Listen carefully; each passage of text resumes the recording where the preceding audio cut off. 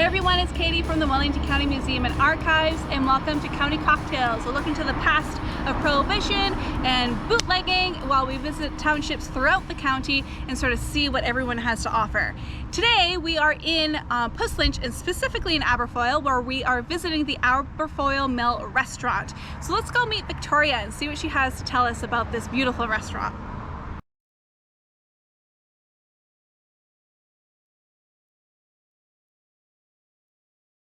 Hi there, my name is Victoria. I work front of house at Aberfoyle Mill. Nice to meet you all. And thanks for coming here to see our beautiful property, the gorgeous building, and of course, the views. So John Manolis is the current owner and operator of the Aberfoyle Mill. He's owned it for the last 30 years. He's always enjoyed food and wine, and being able to cultivate those two passions together is how he started the Aberfoyle Mill.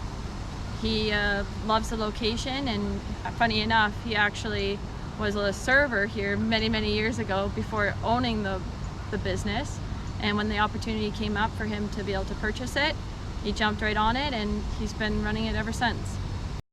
So the mill was founded in 1859, and it was originally supposed to be a flour mill, and that's what it was primarily used for the probably, I'd say, the first 100 years or so that it was operating. And it was a functional mill up until I think the late 1930s, and it actually produced award-winning flour. So here at the Aberfoyle Mill, it's the perfect spot to meet family, friends, to gather to celebrate things such as weddings, bridal showers, baby showers, christenings, retirement, basically all of life's major events here. You've got the beautiful building to celebrate, and you've got the beautiful grounds here. You can celebrate by our wonderful gazebo and island. You've got seating right along the water here. And of course, you've got the historical, beautiful antiques inside the building with the stone walls in the basement, seeing the mill works in action, and of course, the beautiful space upstairs and throughout the building. Our hours of operation are Wednesday through Sunday currently due to COVID restrictions. And you can come in anytime between 12 and 7:30 is when we take our last reservation. We're open for lunch and dinner. We've got our famous Caesar salad that you can have either at lunch or dinner. And of course, Friday, Saturday, and Sunday, we've got our prime rib, which is the best anywhere, especially if you love that nice, tender, buttery, juicy meat. You're gonna wanna come check us out.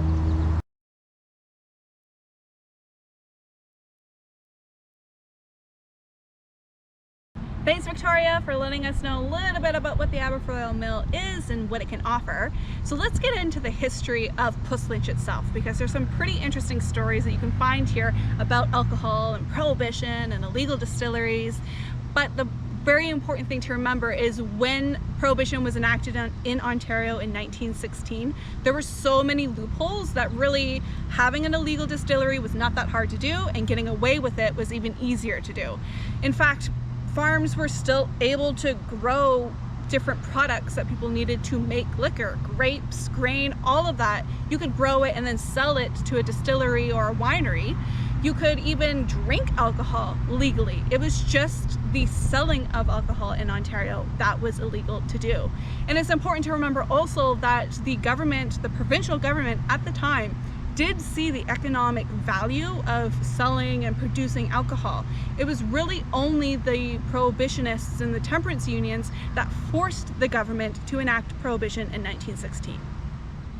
You know, with all these prohibition laws and everything happening, policing seemed extremely daunting, especially because even before the OPP was involved with policing these illegal distilleries, no one really communicated with each other. In fact, most of the local police that existed throughout Wellington County, they were on a part-time basis and were wholly unqualified to even be a police person during the time. There was no training, there was no process of ensuring that this person knew what they were doing, and no one communicated with each other. And finding witnesses and getting information about illegal distilleries was even more difficult to really do, because a lot of the people that would be witnesses were also customers of these illegal distilleries.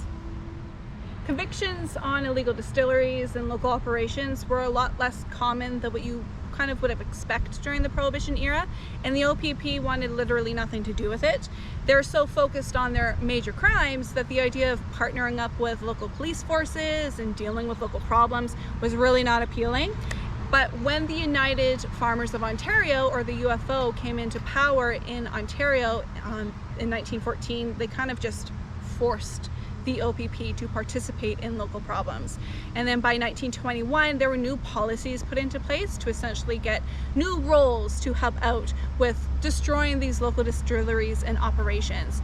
And by 1924, they were ready to essentially rush into Wellington County, get rid of these operations, and Puslinch was their first stop. But before we get into those ridiculous stories, I think we need a cocktail, so let's visit Victoria and see what she's making up for us.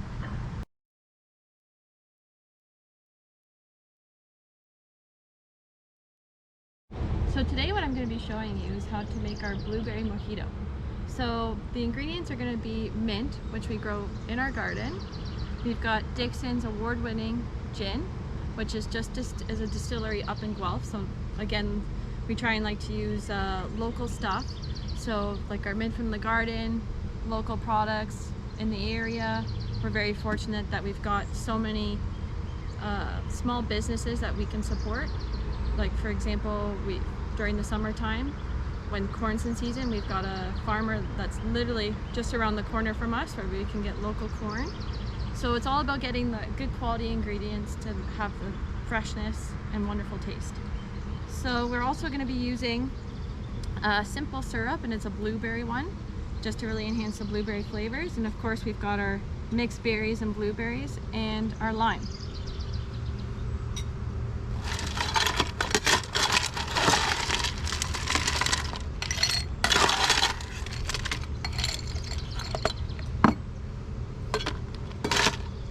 So the first thing you want to do is fill it up with lots of ice. Now that it's summertime, you want to keep your beverages nice and cold. And we're going to be using 1.5 ounces of the Wicked Blueberry Gin. And if it's a little too much, not a big deal.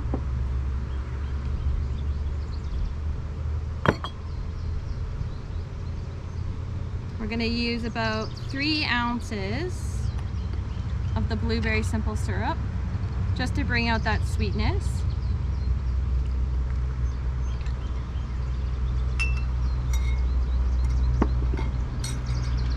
Going to give it a little bit of a shake.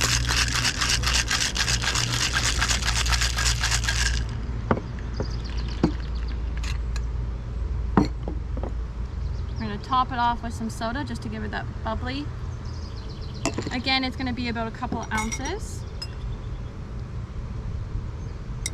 Now for the part where it really starts to show that nice beautiful color and flavor, the fresh berries.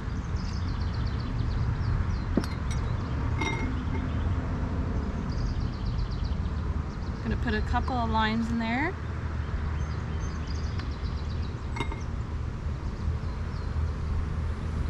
And of course,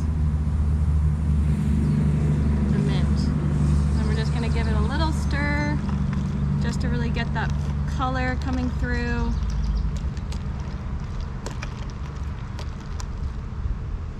Perfect. And as you can see, beautiful appetizing drink right here to cool you off in the hot summer weather. Cheers.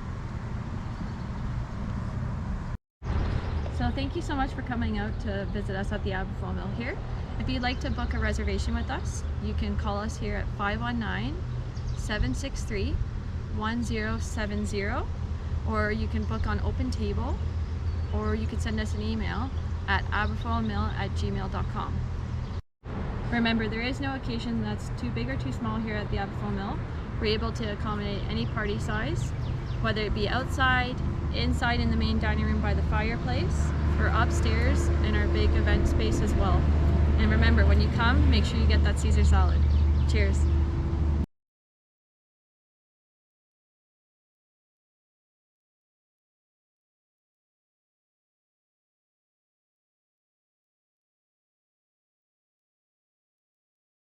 Thanks, Victoria. This drink, I have to say, it looks really delicious, and I'm really excited to try it, but we have to get through some really ridiculous stories before we do that.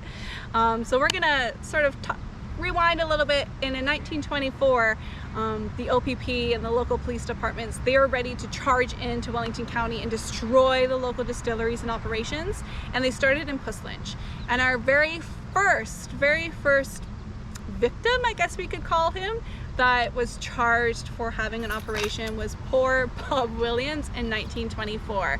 So in 1924, you have License Inspector Grant and you have Provincial Constable Melville. These two get together and they decide that they're going to go right after Bob Williams and destroy his operation. Now granted, Bob didn't really have a large operation in the grand scheme of things, but he did have enough equipment and mash and fermentation going on that it was a big enough operation to destroy and sort of charge him with. So these two men, Grant and Melville, they charge into Bob Williams' property. They see his big vat, they see jars and jars of mash getting ready to be fermented, and they got him, and they got him good, because they took all of his equipment and they were going to use that as well as the mash to get him in the courtroom and sort of show that evidence and show his operation and destroy it. But they didn't really think really hard about this because it's July of 1924. There's no air conditioning in the courtroom to make sure that the mash stays cool.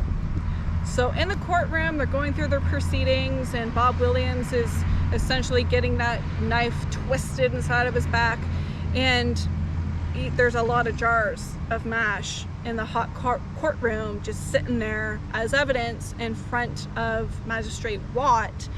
And unfortunately, one day during his proceedings, one of those jars built up so much pressure that it essentially exploded in the courtroom, and mash went everywhere, on the ceiling, on the windows, walls, floors, and it stuck there.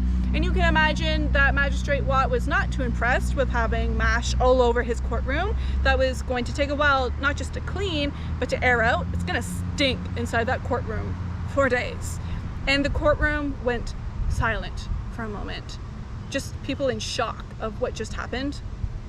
And then you hear someone in the background sort of giggling about the entire situation, and then that gets other people giggling, and then they start laughing until it's just a cacophony of laughter in the courtroom.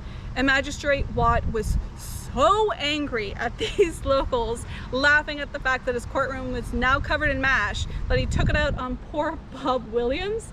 So Bob was fined $500, or he could take time in jail. And to put that in perspective, $500 was about half of a year's wage for poor Bob.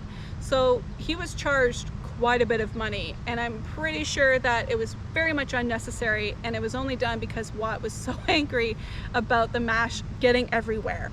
But not every operation was caught in the same way. Not every person who participated in an operation was caught, and not everyone got fined either. So Prohibition was rescinded in 1927, but local communities could still have their local prohibition laws set into play, and that was, you know, the same in different parts of Wellington County. And raids still occurred, so much so that by 1933, the RCMP officer, Sergeant Sampson, set his eyes on Aberfoyle, and specifically Hubert Hewer. And this poor man, he got his farm ripped up, let me tell you. So this RCMP officer, he had a couple informants talking about this major operation that was occurring on a farm in Aberfoyle, and it was Hewer's farm. And so in the middle of the afternoon in 1933, he gets a couple local police officers. He goes down to this farm to raid it because he figures in the middle of the afternoon there should be some employees at this illegal still making some alcohol or getting things ready at the very least. So they get to Hewer's farm, they go into his barn, and they find a trap door in the floor. And there's a ladder that takes them down to sort of like a secret tunnel and room system that was underneath Hewer's barn. And they're walking through it, and they see this huge water vat that was hidden underneath the hay hill. And by the time they reach the section of the underground tunnels that was where they would have been making their liquor, they find a man who's getting a fire ready to start the still, and he gets startled by the police, and the police are kind of startled by him, which doesn't make much sense because they were expecting people to be there. And because everyone is startled, this guy runs up the ladder through the swamp, and he is never seen or heard from again. They never actually find out who this man is, and then they never find him. So this guy got away, which is hilarious to me because they're planning for people to be there. So you'd think that they have a plan for when, you know, they find someone starting a fire in a still. But regardless, they find the operation, and it is a very, very large operation. There's quite a few different stills there. They found a 400-gallon amount of mash ready to go, and they start destroying all of the equipment, and they dump all the gallons of alcohol and mash onto the ground, and they don't really pay attention to where that is going because it starts seeping into a hole inside of the ground of this underground still, and they don't pay attention to it. They just keep on dumping all of the alcohol on the ground and destroying the equipment, and they feel very good about themselves. So when they leave this illegal operation, they hear some weird noises off to the side where the creek of the property is, and they go to check it out. And lo and behold, all that alcohol that they had just dumped out is now going into the creek that the cattle drink from, that wildlife drinks from, that people sometimes drink from.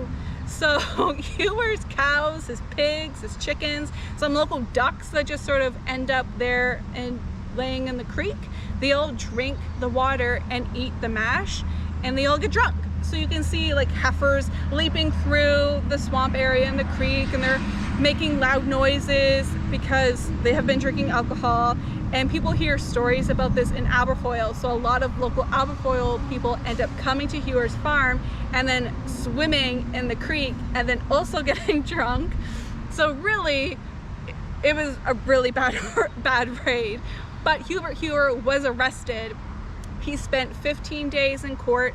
He was fined $200. And this is where things get a little bit interesting for me personally, because a lot of the raids that occurred in Wellington County, they were very much just sort of for show. They never delved deep into the operations themselves, because obviously Hewer wasn't doing this operation himself. It wasn't even sure whether or not he was the manager of this operation or he was just letting them use his farm.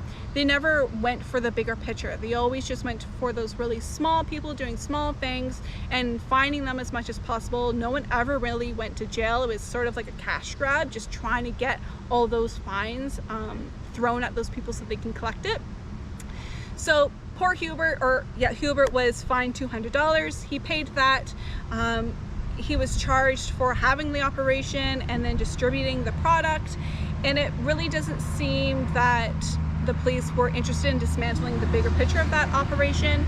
And I'm kind of curious on whether or not they took a couple of drinks themselves. I mean, there was alcohol everywhere, and I truly wouldn't blame them because it was apparently really good stuff. So on that note, I think I want to try this lovely blueberry mojito because it's been sitting here and it keeps on staring at me and I keep on wanting to drink it. So here we go.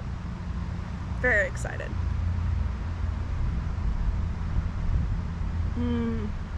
Yes, this is very, very, very good.